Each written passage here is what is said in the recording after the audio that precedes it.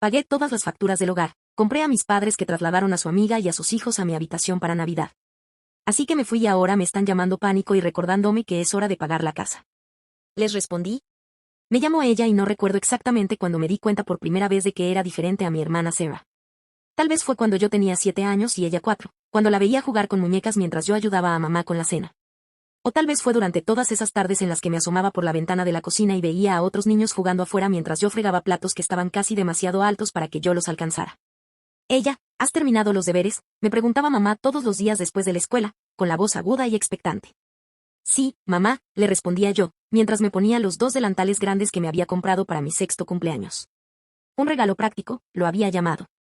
Bueno, ahora ayúdame con la cena. Sara, cariño, puedes ir a jugar. Sarah se alejaba saltando, con sus coletas oscuras rebotando mientras yo me ponía de puntillas para alcanzar la encimera. Incluso a los 7 años, sabía que no debía quejarme. Todavía es pequeña, me decía mamá cada vez que lo intentaba. Eres la hermana mayor, tienes que ayudar. Papá no era diferente. Llegaba a casa del trabajo, le revolvía el pelo a Sarah mientras ella le mostraba su último dibujo, que normalmente hacía durante la hora de hacer los deberes, y luego se volvía hacia mí sin una mirada que yo conocía muy bien. ¿Cómo te fueron las notas hoy, ella? No, ¿cómo te fue hoy, o qué aprendiste? Solo notas, siempre notas. Todos sobresalientes, papá, le decía yo, y él asentía como si eso fuera lo mínimo que esperaba. Porque lo era. Nuestra casa no era grande, una modesta casa de 2 pisos en una clase media. Mis amigos vivían cerca, pero rara vez los veía fuera de la escuela. Siempre había algo que hacer, lavar los platos, lavar la ropa, ayudar a Sarah con sus deberes, aunque ella rara vez prestaba atención, o estudiar para mantener esas notas perfectas. Recuerdo una tarde en particular cuando tenía 10 años. Acababa de obtener el primer puesto en la competencia regional de matemáticas y mis padres estaban radiantes cuando mi maestra me elogió. Has hecho un trabajo increíble criando a ella, dijo la señora Peterson. Su amor por el aprendizaje es extraordinario. Mamá y papá intercambiaron miradas orgullosas. Bueno, siempre la hemos animado a leer, dijo mamá, poniendo su mano sobre mi hombro. ¿No es así, ella? Quería decirle a la señora Peterson la verdad, que me había quedado despierta hasta tarde estudiando con una linterna, porque el día era para hacer las tareas domésticas. Que el único estímulo que recibí fue la amenaza de decepcionarme si traía a casa algo que no fuera perfecto.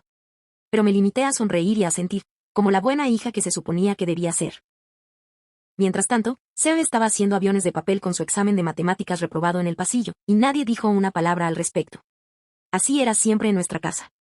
A veces pillaba a Sarah mirándome con una sonrisa burlona, sobre todo cuando se salía con la suya en algo que me habría valido un sermón.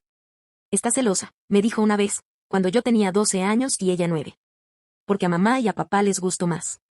Recuerdo estar allí de pie en nuestro baño compartido, con la mano todavía mojada de limpiarla, mirando su reflejo en el espejo que acababa de limpiar sin dejar rastros. Eso no es verdad, dije, pero incluso entonces, una parte de mí se preguntaba si lo era. Cuando Sarah empezó la escuela secundaria, yo era básicamente su tutor personal, no por elección propia, sino por decreto de mis padres. Todas las tardes, me sentaba con ella en la mesa de la cocina e intentaba explicarle álgebra básica mientras ella enviaba mensajes de texto por debajo de la mesa. Sara, tienes que prestar atención, le decía, exhausta después de mi propio día escolar de tareas. ¿Por qué? De todas formas, acabarás haciéndolo por mí, contestaba con esa irritante sonrisa suya. Y tenía razón, eso era exactamente lo que pasaba. Ella, ¿por qué Seba aún no ha terminado los deberes?, preguntaba inevitablemente su madre, con las manos en las caderas. Ella no se está concentrando. Entonces haz que se concentre. Se supone que debes ayudarla. Así que yo terminaba haciendo los deberes de Sarah mientras ella miraba videos de YouTube, porque era más fácil que lidiar con la decepción de mamá. Mientras tanto, la asignación semanal de Sarah aparecía como un reloj, $20 cada viernes. Yo tenía suerte si recibía $5 al mes, generalmente con un sermón sobre cómo el dinero no crece en los árboles. El momento decisivo llegó cuando cumplí 16 años. Estaba harta de ver a Sarah hacer alarde de su ropa nueva y sus últimos aparatos electrónicos mientras yo usaba ropa usada y ni siquiera podía comprar el almuerzo en la escuela.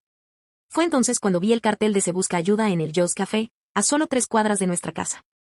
Joe, un hombre brusco de mirada amable, que me había servido innumerables chocolates calientes a lo largo de los años, me contrató en el acto. El trabajo era duro, atender mesas, limpiar derrames, lidiar con clientes malhumorados, pero era mío. Por primera vez en mi vida, estaba ganando mi propio dinero. Ese primer cheque de pago me hizo sentir la libertad en mis manos, $850 por un mes de trabajo a tiempo parcial. Debería haber sabido que no debía dejarlo sobre mi escritorio. La voz de ella, mi madre, resonó en toda la casa esa noche. Ven aquí ahora mismo. Ambos estaban esperando en la cocina, con mi cheque sobre la mesa entre ellos. Papá parecía serio, mamá decepcionada, expresiones que conocía muy bien. ¿Por qué no nos dijiste que estabas ganando tanto?, exigió papá. Acabo de cobrar, balbuceé. Bueno, ya que vives en nuestra casa y comes nuestra comida, nos darás la mitad de esto, declaró mamá. Es justo. Lo peor no fue ni siquiera renunciar a la mitad de mi sueldo. Fue lo que pasó después. Una semana después, Sea entró bailando en nuestra habitación con unas zapatillas Nike nuevas. Mira lo que mamá y papá me compraron con tu dinero, cantó mientras daba vueltas. Supongo que todo ese aderezo blanco sirve para algo después de todo. Esa noche me encerré en el baño y lloré, pero también fue cuando tomé mi decisión. Me iba de aquí y la universidad era mi billete a la libertad. Mis padres nunca pagarían por ella. Lo dejaban claro cada vez que hablaban de que Sarah necesitaría dinero para la universidad algún día. Así que me sumergí en mis estudios con renovada determinación. Empecé a quedarme hasta tarde en la escuela para usar las computadoras de la biblioteca, investigar sobre becas y programas de matrícula gratuita. Pasé cada momento libre estudiando para los exámenes SAT, escribiendo ensayos y manteniendo mi promedio perfecto. El día de graduación fue exactamente lo que esperaba, otra actuación de la familia perfecta, protagonizada por mis padres. Estuve sentada durante la ceremonia con mi toga y birrete azules, viéndolo sonreír desde el público mientras el director Roberts me llamaba para dar las gracias a la persona que diera el discurso de despedida. Los Matthews han hecho un trabajo extraordinario criando a ella, anunció a la multitud. Sus logros académicos son verdaderamente notables. Mamá le secó los ojos con un pañuelo de papel mientras papá permanecía de pie, con el pecho inflado de orgullo. Los vi absorber los elogios como siempre lo hacían, asintiendo y sonriendo mientras otros padres los felicitaban por su maravillosa crianza. Lo que ninguno de ellos sabía era que yo ya había recibido cartas de aceptación de todas las universidades a las que había solicitado ingreso. Había estado revisando el buzón religiosamente durante semanas, interceptando las cartas antes de que alguien más pudiera verlas. Cada felicitación era como una llave para una puerta que había intentado abrir toda mi vida. Pero la mejor, la que yo había elegido, era la de la Universidad Estatal de Riverside. Beca completa, alojamiento gratuito en la residencia y un estipendio. Estaba a 4 horas de distancia, en el estado vecino. Lo suficientemente lejos como para que no pudiera volver a casa los fines de semana para ayudar. No les había dicho todavía. Estaba esperando el momento adecuado, que llegó antes de lo esperado en nuestra cena de graduación. Mamá había preparado mi pasta favorita, o lo que ella creía que era mi favorita.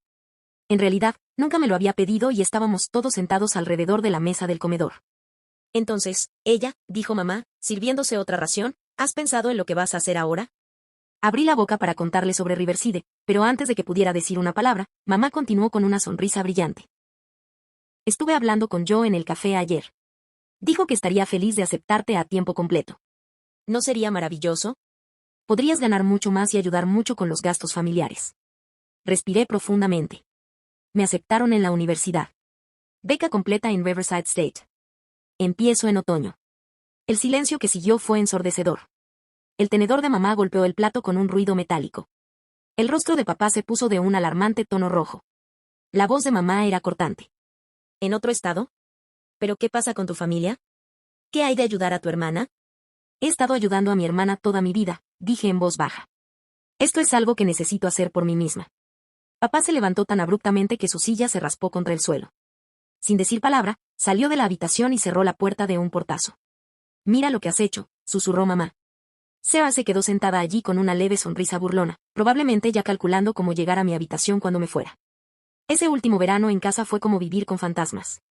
Iba a trabajar a la cafetería, llegaba a casa, entregaba la mitad de mi sueldo y me retiraba a mi habitación. Mamá y papá apenas me hablaban, solo intercambiaban frías y necesarias conversaciones sobre facturas o horarios de cena. El dinero que me quitaron de mi sueldo lo aceptaron sin decirme ni una palabra de agradecimiento. Cuando llegó agosto, hice las maletas sola. No hubo despedidas con lágrimas en los ojos, ni fotos familiares en el porche, ni papá cargando el coche como vi que habían hecho otros estudiantes. Solo yo, mis 2 maletas y un boleto de autobús para Riverside State. Me voy ahora, anuncié esa mañana, de pie en la puerta de la cocina. Mamá seguía lavando platos, dándome la espalda. Papá forcejeó con su periódico. Sarah ni siquiera levantó la vista de su teléfono. Está bien, dijo mamá, como le había dicho que iba a la tienda de comestibles. El viaje en autobús hasta la universidad fue de 4 horas de puro alivio. A cada kilómetro que recorrí, me sentí más ligera, más libre. Mi habitación en la residencia era pequeña, pero estaba limpia, y mi compañera de habitación, Jenny, se convirtió en la hermana que siempre había deseado tener, comprensiva, amable, interesada en mi vida. Me sumergí en mis clases de finanzas y disfruté cada minuto que aprendí sobre estrategias de inversión y análisis de mercado. Mis profesores elogiaron mi ética de trabajo y, por una vez, no había nadie cerca que pudiera atribuirse el mérito. Las escasas llamadas a casa siempre seguían el mismo patrón. Sara está pensando en convertirse en modelo, decía mamá, sin preguntarme cómo me iba. Solo está esperando la oportunidad adecuada, añadía papá, ignorando mis intentos de compartir mis propios logros. En mi tercer año, Sara se graduó de la escuela secundaria. Mamá llamó específicamente para contármelo, aunque no porque quisieran que estuviera presente en la ceremonia. Sara está tardando un poco en entender las cosas, explicó mamá. Sus notas no eran exactamente las adecuadas para la universidad, pero le dijimos que no se preocupara. El trabajo adecuado llegará. Pensé en cómo me habían presionado para que trabajara a los 16 años, cómo se habían quedado con la mitad de mis ingresos, cómo habían luchado contra mis sueños universitarios. ¿Qué está haciendo ella mientras tanto?, pregunté. Oh, solo estoy explorando sus opciones, dijo mamá con desenfado. No queremos que se apresure a hacer algo que no le apasione. Me gradué con honores, mi nombre está en lo más alto de la lista del decano. La familia de Jenny me aplaudió en la graduación, ya que la mía no llegó. 2 semanas después, estaba de regreso en mi ciudad natal y comencé como analista financiero junior en Manoots & Associates. Mi salario inicial era más de lo que ganaban mis padres juntos. La primera vez que pude permitirme un apartamento propio, sentí que por fin podía respirar. Pero en cuanto se supo que tenía trabajo, empezaron a invitarme a cenar. Seguro que te está yendo muy bien, decía papá, mientras miraba mi ropa de trabajo. Estamos muy orgullosos, añadía mamá, antes de empezar a contar otra historia sobre la última entrevista de trabajo de Sara o su perspectiva de modelaje. Sara se sentaba frente a mí en esas cenas, todavía pegada a su teléfono, todavía buscando la oportunidad adecuada a los 19 años. No había trabajado ni un solo día en su vida, pero de alguna manera eso estaba bien. Yo era a quien miraban con ojos expectantes, dejando caer pistas sobre facturas y reparaciones en el hogar. Los impuestos a la propiedad han subido tanto, mamá suspiraba. Es difícil llegar a fin de mes en estos días, añadía papá. Entonces comencé a darles dinero, 500 pesos por aquí, 1000 pesos por allá. Pero sus manos seguían llegando, sus expectativas crecían con cada depósito que hacía. Cuanto más les daba, más parecían esperar, como si estuviera compensando el crimen de haberme ido, construyendo mi propia vida. El día que me ascendieron a analista financiera senior, cometí el error de comentárselo a mamá durante una llamada semanal. En cuestión de horas, ella había planeado una cena de celebración en su casa. Estamos muy orgullosos de ti, cariño, dijo mamá, pero su voz tenía ese tono particular que yo conocía demasiado bien. Es maravilloso que te vaya tan bien, sobre todo porque aquí las cosas han sido tan difíciles. Justo a tiempo, papá suspiró profundamente. La empresa está haciendo recortes otra vez. Me han reducido las horas. Y estas facturas, añadió mamá, sacando un papel arrugado de su bolsillo. Sus ojos ya estaban llenos de lágrimas. No sé cómo vamos a pagar los servicios públicos este mes. Miré a Sara, que todavía estaba absorta en su teléfono y llevaba unos vaqueros de diseño que sabía que mamá y papá no podían permitirse. Quería señalar que una joven de 22 años capaz de pasar horas haciendo videos de baile probablemente podría encargarse de 1 o 2 solicitudes de empleo.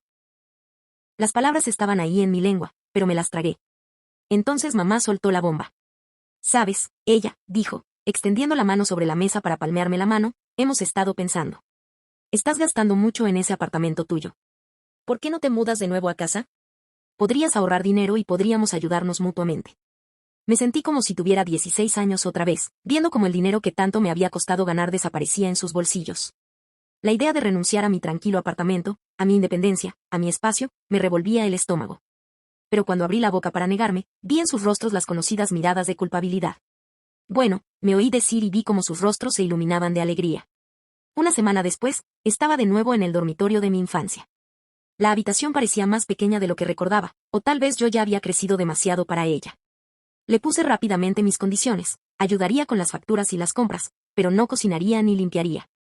Ya hice bastante de eso cuando era niña. Mamá aceptó de inmediato, demasiado rápido, en realidad. No fue hasta que escuché el grito de indignación de Sara al día siguiente que entendí por qué. ¿Cómo que tengo que limpiar?, se lamentó. Ni siquiera sé usar la aspiradora. Bueno, ya es hora de que aprendas, dijo mamá, en un tono mucho más amable que el que había usado conmigo sobre las tareas domésticas. Ella nos está ayudando económicamente, así que tú puedes ayudar con la casa. Desde la puerta de mi casa, observé cómo Sara caminaba con la aspiradora, apenas tocando la alfombra, murmurando en voz baja lo injusto que era todo.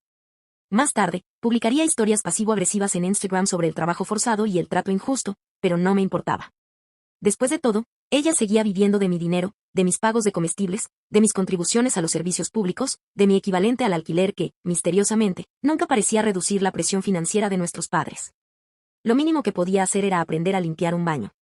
Ella, ¿Te has dado cuenta de lo descuidada que está la casa?, comentó mamá casualmente una mañana mientras tomábamos un café. La pintura se está descascarando y el papel tapiz de la sala de estar también. Papá se sumó de inmediato. Los accesorios del baño también están bastante anticuados.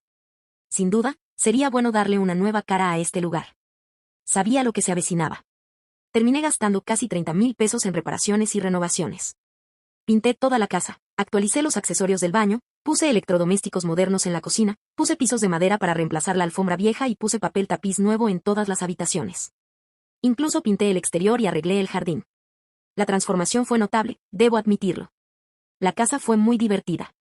Parecía sacada de una revista de mejoras para el hogar. Y de repente, nuestra casa se convirtió en el centro social de la familia. Debéis venir a ver lo que hemos hecho con el lugar, decía mamá por teléfono a familiares y amigos. Hemos hecho mejoras maravillosas. Nosotros, siempre nosotros. Me sentaba en silencio durante estas reuniones, observando a mamá y papá sonreír de orgullo mientras los invitados elogiaban su hermosa casa y su excelente gusto. Ni una sola vez mencionaron que yo había financiado toda la renovación. Ni una sola vez reconocieron que su mejor estilo de vida se debía a mi cuenta bancaria. Cuando se acercaba la Navidad, planearon su reunión más grande hasta el momento. Mamá invitó a todos los parientes que vivían a una distancia que les permitirá llegar en auto, además de a todos sus amigos. Será perfecto, decía una y otra vez. Todo el mundo verá lo bien que nos va. Gasté una fortuna en regalos para todos, incluido un nuevo ordenador portátil para Seba, del que llevaba meses insinuando que me lo regalaría. Llegó el día de Navidad y la casa estaba repleta de gente admirando las reformas y disfrutando de la comida preparada, que también había pagado yo. Cuando llegó el momento de intercambiar regalos, vi cómo Sarah desempaquetaba un iPhone nuevo que nuestros padres le habían regalado, con todos los accesorios incluidos.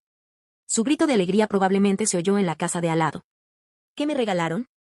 Un juego de baño de la farmacia, de esos que compras a último momento cuando te olvidas de alguien. No dije nada. Solo sonreí y les agradecí, luego observé cómo todos abrían los regalos caros que les había comprado. Nadie parecía notar la disparidad. A nadie parecía importarle. La fiesta estaba llegando a su fin cuando mamá se aclaró la garganta para hacer un anuncio. Linda y sus hijos se quedan con nosotros unos días, dijo, señalando a su amiga que vivía fuera del estado. Linda sonrió cálidamente. Sus 2 hijos adolescentes parecían cansados después del largo viaje. Qué bien, dije, pensando ya en lo abarrotada que estaría. Pero mamá no había terminado. Ella, tendrás que sacar tus cosas de tu habitación. Linda y los niños se quedarán allí. Me quedé allí, en medio de la sala de estar, procesando todavía lo que acababa de oír. Linda y sus hijos se movieron incómodos, percibiendo claramente la tensión. Pueden quedarse en la sala de estar, sugerí, tratando de mantener la voz calmada. Podemos instalar el sofá cama y traer el colchón inflable. No seas ridícula, espetó mamá. Son invitados. No podemos obligarlos a dormir en la sala de estar, se sentirán incómodos allí. La ironía de su preocupación por su comodidad me golpeó como una bofetada. ¿Y qué pasa con mi comodidad?, pregunté, sintiendo que el calor subía por mis mejillas. ¿Pensaste en eso siquiera? Papá hizo un gesto con la mano con desdén. Deja de hacer una escena. Empaca tus cosas y vete a la sala de estar. Fueron solo unos días. Miré a mi alrededor, la casa que había renovado, las decoraciones navideñas que había pagado, los regalos que había comprado. Algo dentro de mí se rompió. ¿Por qué no pueden quedarse en la habitación de Sarah? El silencio que siguió fue ensordecedor. Sarah levantó la cabeza de golpe de su nuevo iPhone y se quedó boquiabierta. Mamá y papá se miraron como si yo hubiera sugerido prender fuego a la casa. No puedo creer que siquiera haya sugerido eso, balbuceó Sarah. Eso está completamente fuera de cuestión, dijo mamá con firmeza. ¿Por qué? Insistí.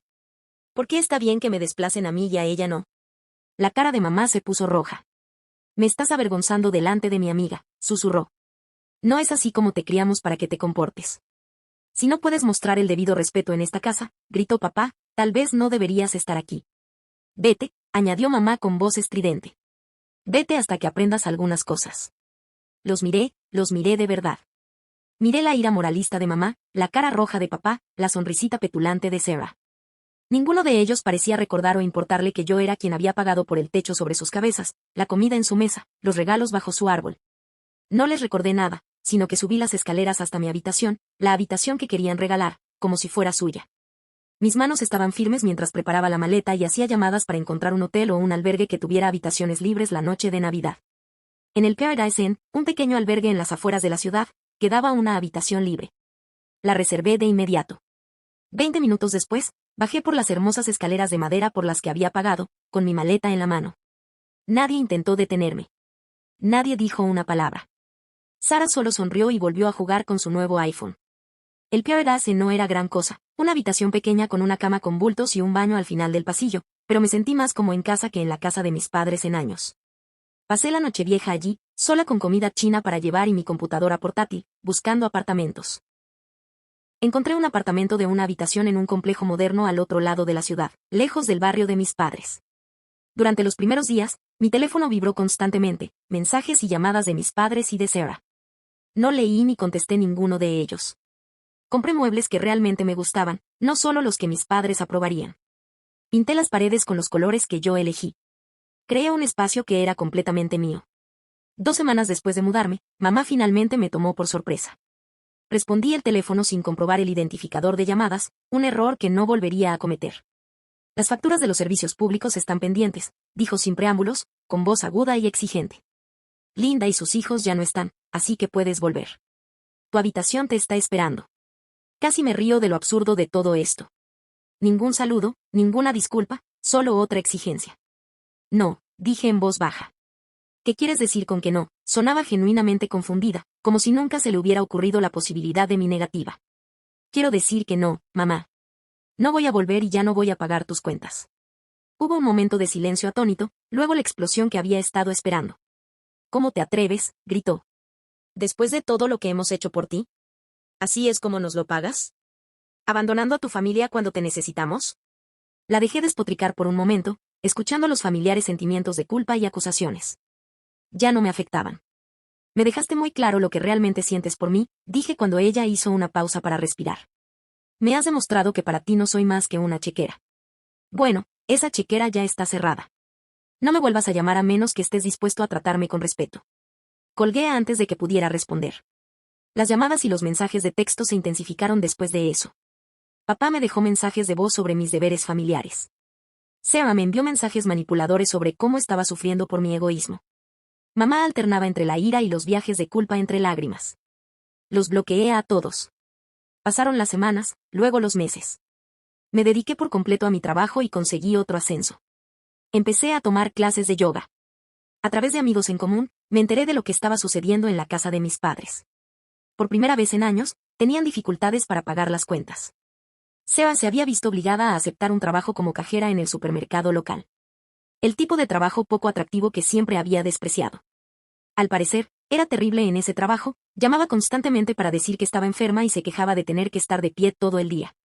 Mamá y papá le contaban a todo el que quisiera escucharlos que su hija mayor era una ingrata y los había abandonado en un momento de necesidad. Habían contado historias muy elaboradas sobre todo lo que habían sacrificado por mi educación, nada, sobre cómo habían apoyado mi carrera, no lo habían hecho. Y sobre cómo los había traicionado en cuanto tuve éxito. Algunas personas les creyeron. Les permitieron hacerlo. La verdad era que yo había pasado 25 años siendo la persona que ellos querían que fuera, la hija obediente, la responsable, el cajero automático de la familia. Ahora era el momento de ser yo misma. Lo curioso es que ahora les estoy agradecida, no por los años de manipulación y control, sino por esa última noche de Navidad en la que me presionaron demasiado. A veces es necesario perderlo todo para encontrarse a uno mismo.